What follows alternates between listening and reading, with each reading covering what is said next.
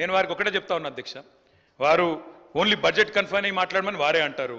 ఏదో చీకటి ఒప్పందాలని ముఖ్యమంత్రి గారు మాట్లాడతారు, విలీనాలని ఉప ముఖ్యమంత్రి గారు మాట్లాడతారు.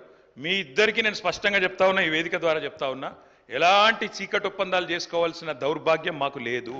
ముమ్మాటికి తెలంగాణ ప్రజల పక్షాన బ్రహ్మాండంగా ఇక్కడే ఉంటాం, గొంతు విప్పుతాం, మిమ్మల్ని అడుగడుగున ఎండగడతాం.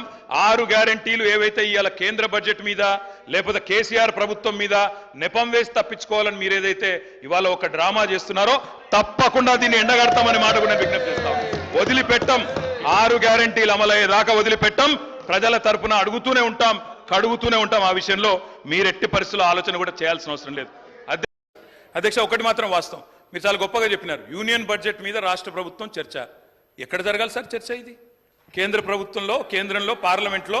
అక్కడ కాంగ్రెస్ ఎంపీలు గొంతిప్పాలి, కొట్లాడాలి. ఇవాళ లోక్సభలో లేరు, మాకు లేరు ఎంపీలు, వాళ్ళకున్నారు. నిన్న పంజాబ్ ఎంపీలేమో రోడ్డు ఎక్కింది సార్. అక్కడ కేంద్రంలో బడ్జెట్ పెట్టగానే అన్యాయం జరగగానే పంజాబ్ ఎంపీలు రోడ్డు ఎక్కి కొట్లాడింది. ఇవాళ మీరు ఇక్కడ ఎందుకు పెట్టినో మాకు తెలియదా? అక్కడ ఒక్క పైసా రాలేదు కాబట్టి, 21 ట్రిప్పులు వేస్ట్ అయినాయి కాబట్టి, విమానం ఖర్చులు వేస్ట్ అయినాయి కాబట్టి, ముఖం చెల్లక ప్రజల్లో ఏం సమాధానం చెప్పుకోవాలో తెలవక ఈరోజు ఇక్కడ చర్చ పెట్టి ఒక ప్రహసనంలాగా చేస్తున్నారన్న విషయం మాకు తెలియదా సార్? ప్రజలకు తెలియదా?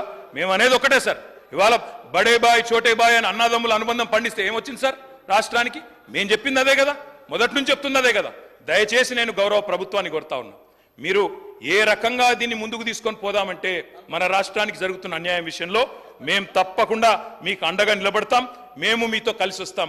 మీరు గతంలో రాలేదు, మీరు పార్లమెంట్లో ఆనాడు తెలంగాణకు అనుకూలంగా మాట్లాడలేదు. ఇక్కడ రాజ్భవన్ అడ్డం పెట్టుకుని మమ్మల్ని ఇబ్బంది పెడితే మీరు వాళ్ళకు అండగా నిలబడ్డారు తప్ప తెలంగాణ రాష్ట్రానికి, తెలంగాణ ప్రజల ప్రయోజనాలకు అండగా మీరు పని చేయలేదు. కానీ మేము అట్లా చెయ్యం.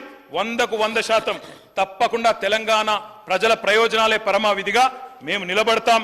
భవిష్యత్తులో కూడా 4 కోట్ల ప్రజల తరపునే కొట్లాడతామని చెప్పి మళ్ళొక్కసారి విజ్ఞప్తి చేస్తూ, అధ్యక్ష, ముఖ్యమంత్రి గారికి సహనము, సంయమనము, ఓపిక ఉండాలి అధ్యక్ష. మాటి మాటికి ఓపిక కోల్పోయి ఈ రన్నింగ్ కామెంటరీ అవసరం అధ్యక్ష? అధ్యక్ష, నేను కూడా అనొచ్చు అధ్యక్ష, పేమెంట్ కోటాలో ముఖ్యమంత్రి పదవి కొట్టేసిన నేను కూడా అనొచ్చు. మాట్లాడడం మేము కూడా మాట్లాడతాం. అయ్యల పేర్లు చెప్పి పదవులు అంటే రాహుల్ గాంధీని అంటుండా, రాజీవ్ గాంధీని అంటుండా నాకు తెలియదు అధ్యక్ష. ఎవరిని అంటుండ అధ్యక్ష? ఆయన ఎవరి గురించి మాట్లాడుతున్నాడు ఇప్పుడు? మినిస్టర్ గారు